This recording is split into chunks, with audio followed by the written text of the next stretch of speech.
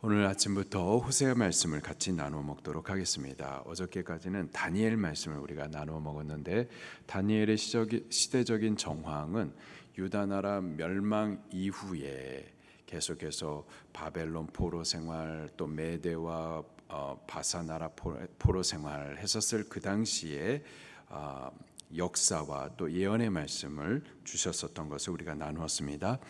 호세아 말씀의 시대적인 상황은, 먼저 이 호세아는 북왕국 이스라엘 출신의 이스라엘에 대한 예언자였었어요. 그 시대적인 배경이 언제였었는지 1절 말씀을 같이 보겠습니다. 시작. 우시야와 요담과 아하스와 히스기야가 이어 유다 왕이 된 시대, 곧 요아스의 아들 여로보암이 이스라엘 왕이 된 시대에 부엘의 아들 호세아에게 임한 여호와의 말씀이니라. 호세아는 북왕국 이스라엘 왕 여로보암 2세 때, 그때 하나님의 부름을 받아가지고 선지 활동을 시작했었던, 그때부터 시작해가지고 북왕국 이스라엘이 호세아 왕을 마지막으로 해가지고 기원전 721년 아수르 나라에서 멸망을 당하는데, 그 아수르 나라 멸망 바로 전 722년에 그때까지 선지 활동을 했었던 선지자였었습니다. 먼저 이스라엘 나라가 초대왕 사울 왕이었었죠. 사울 이후에 하나님께서 친히 준비하신 당신의 마음에 합했었던 다윗이 2대 왕이었었고, 다윗의 아들 솔로몬 때까지 통일 왕국 시대였습니다. 40년 총 120년 동안 통일 왕국을 이루다가 솔로몬 이후에 르호보암 왕, 그 아들이었었죠.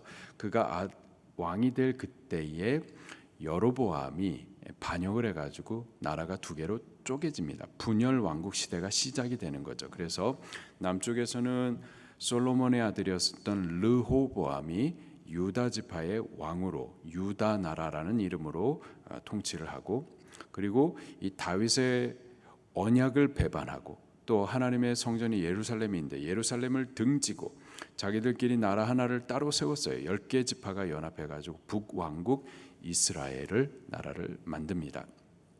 북왕국 이스라엘은 시작부터 하나님께서 다윗과 언약하셨는데 그 언약을 배반하고, 또 성전은 예루살렘에 있는데 예루살렘을 등지고, 그렇게 하나님을 배반하여서 그렇게 시작된 나라가 북왕국 이스라엘이었습니다. 근데 이스라엘 그 백성들도 10개 지파가 연합해가지고 나라 하나를 따로 세웠지만, 그들도 역시 하나님을 인식하고 하나님을 예배하던 백성이었어요. 그래서 예루살렘이 남왕국 유다에 있는데 그쪽으로 자꾸 내려가려고 하니까, 그 마음이 예루살렘에 있다 보니까는 그 북왕국 이스라엘의 왕이었던 여로보암이 단과 베델에다가 제단을 따로 하나 세워버립니다.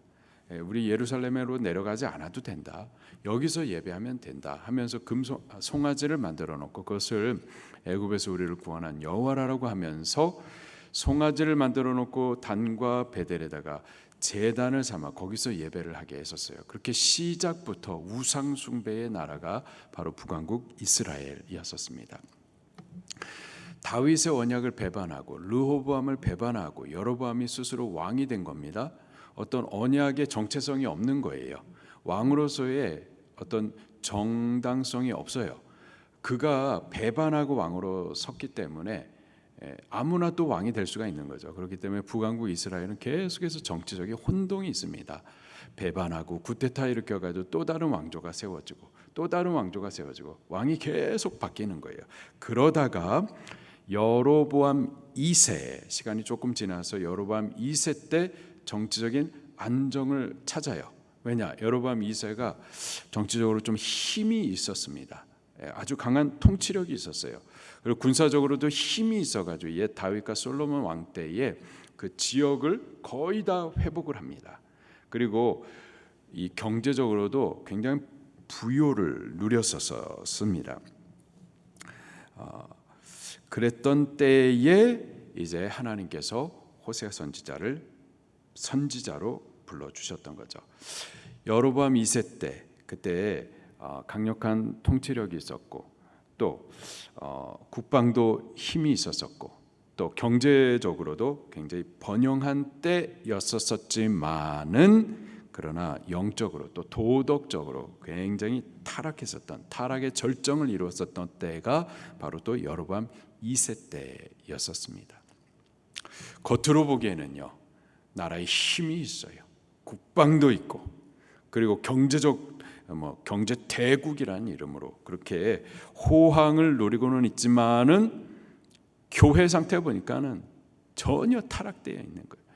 이름은 교회인데 세상의 가치를 하나님으로 삼고 세상 사람들이 추구하는 세상 가치를 교회도 동일하게 추구하고 교회와 세상 가운데 아무런 구분됨이 없는 그냥 세상이 힘 있는 자 또 경제적으로 부유한 것 그것을 추구하는 것처럼 교회도 그냥 똑같았던 거죠. 그러면서 영적으로는 도덕적으로는 심히 타락한 때 그때가 바로 여로보암 2세 때였었습니다. 바로 그때에 여호와 하나님께서 호세아 선지자를 선지자로 불러내셨던 겁니다. 이 호세아 선지자에 대해서 이렇게 표현을 하고 있어요. 부엘의 아들 호세아. 부엘이 누군지에 대한 전혀 이제 정보는 없습니다. 그러나 그 이름의 뜻은 셈이란 뜻이에요.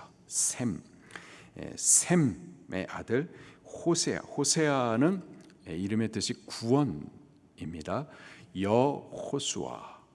그리고 이 여호수아의 이름이 신약 시대에 와가지고는 여호수아, 호수아, 예수라는 이름으로 이어지게 되죠. 예수님, 구원이라는 뜻의 이름을 갖고 있는 선지자가 바로 호세아. 영적으로 이렇게 지극히 타락해서 결국은 심판받아 망해요. 여로보암 2세가 강력한 통치력이 있었는데 결국 그가 죽고 나서 그의 아들 때에 또다시 쿠데타가 일어납니다. 그리고 빠르게 혼동이 일어나고 결국 호세아 왕을 마지막으로 해가지고 유다 나라가 721년에 멸망을 당하게 되죠.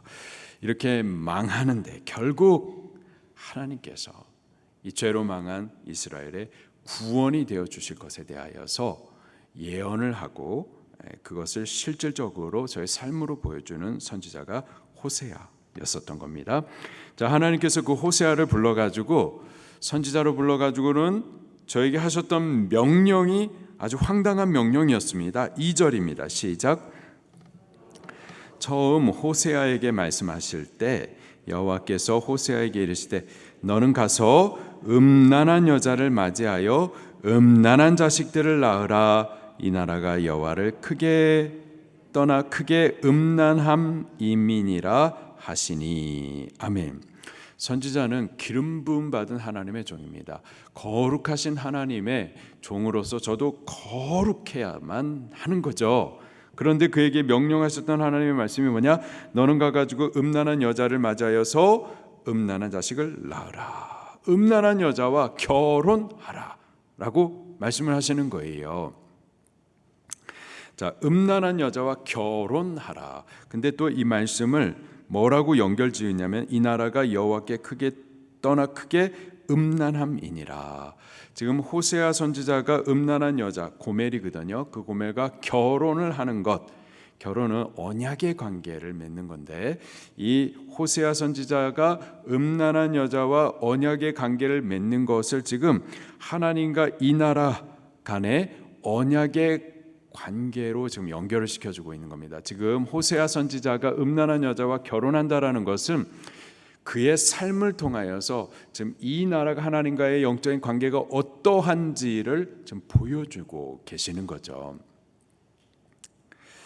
호세아 선지자가 이 음란한 여자 고멜과 결혼한 것과 같이 지금 하나님과 이스라엘 백성들은 사실 영적인 언약의 관계가 있는 건데 이스라엘 백성들이 하나님 앞에 음란한 여자 고멜과 같이 영적으로 심히 타락된 부분을 선지자의 결혼을 통하여서 나타내 주는 겁니다.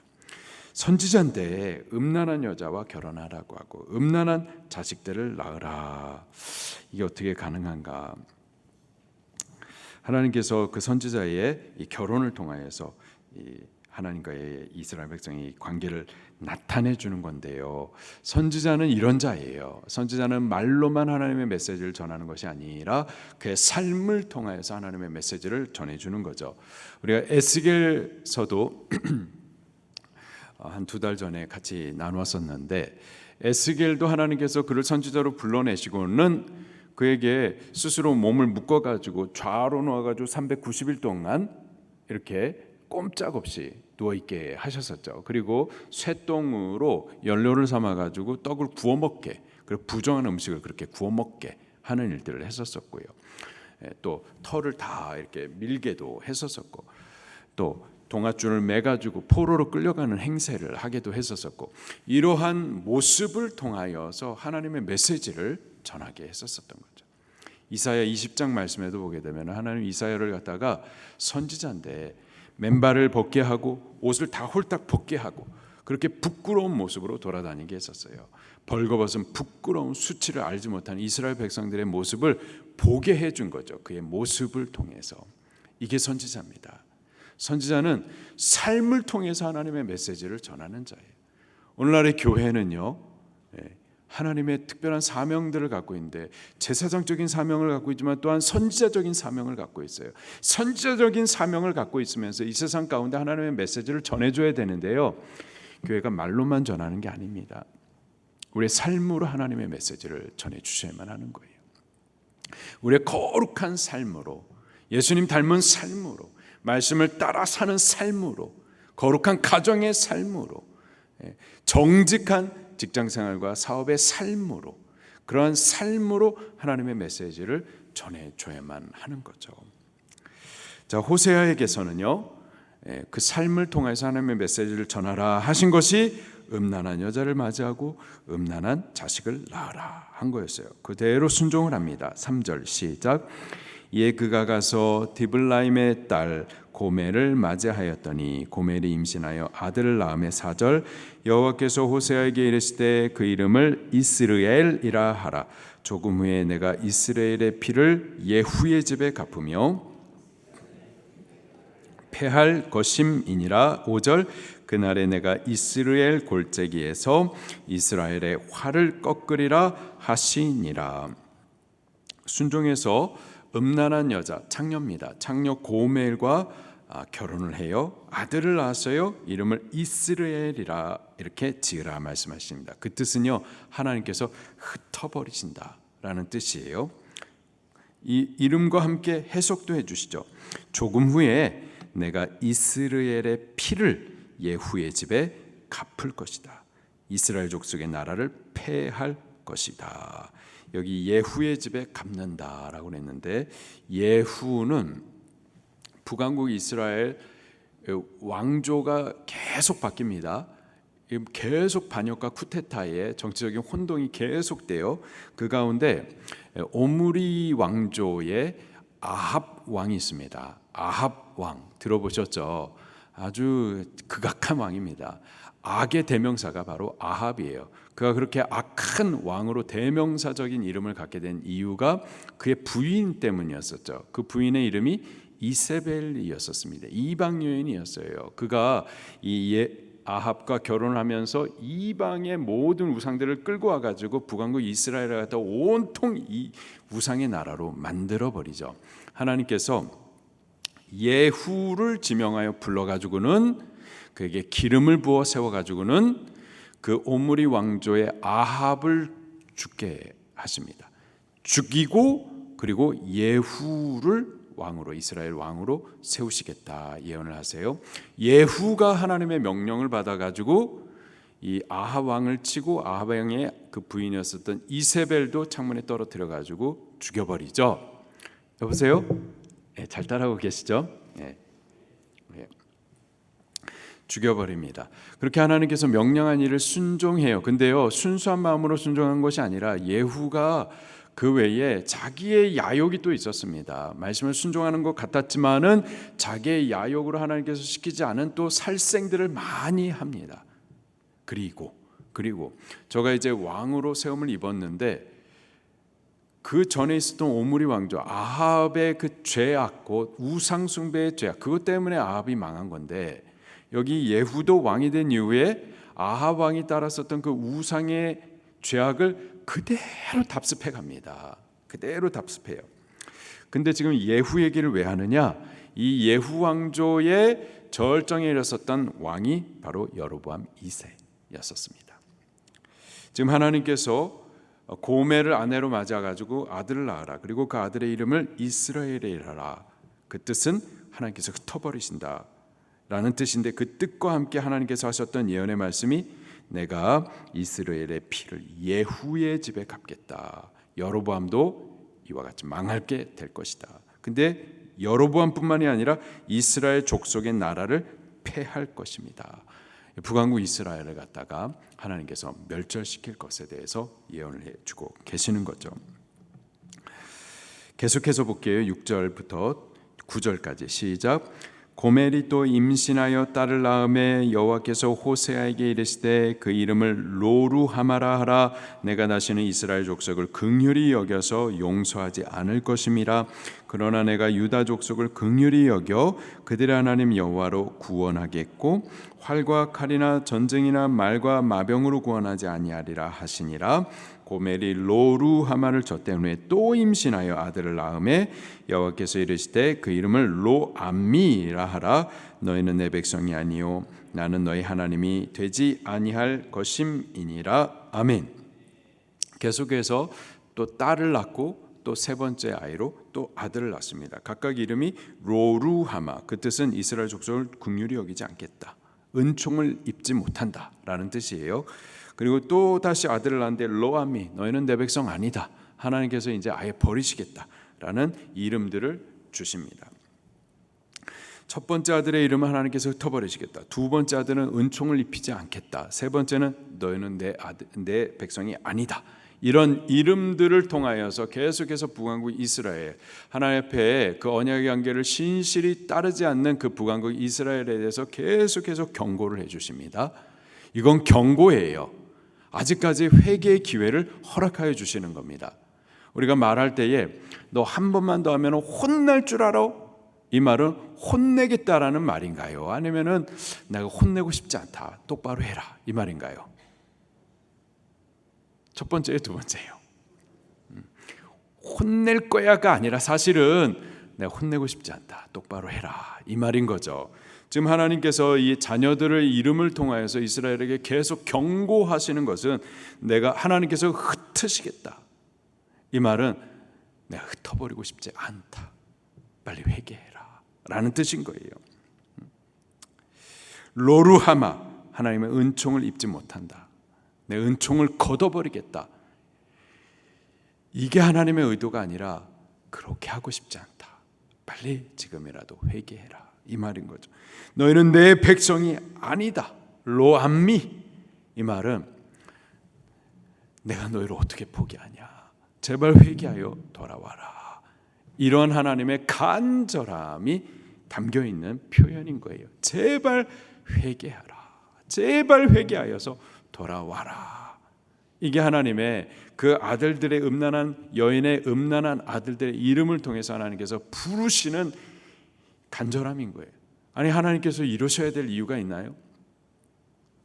아무런 이유가 없어요. 그런데도 이렇게 간절함으로 우리를 처절하게 막 구걸하듯 하나님이 그렇게 불러내시는 거죠. 그런데도 불구하고 이러한 하나님의 부르심에도 결국 이 북왕국 이스라엘은 하나님을 거부합니다. 마치 고멜이, 이 음란한 여인이 계속하여서 이 호세아의 사랑을 받으면서도 거부하고 계속 창녀의 길을 갔던 것처럼 결국은 저가 이제 노예시장에 팔리게 되는 그런 비참한 신세가 되어진 것처럼 이스라엘이 결국은 이방 나라 아수르에서 아주 철저히 짓밟히게 되죠. 자, 근데 끝이 아니었어요. 그렇게 이 북왕국 이스라엘이 버려지지만은 그 죄악으로 인한 심판을 당하지만은 10절과 11절 말씀을 보면은 하나님이 포기할 수 없는 당신의 사랑을 또 이렇게 언약으로 나타내십니다. 10절 11절 시작.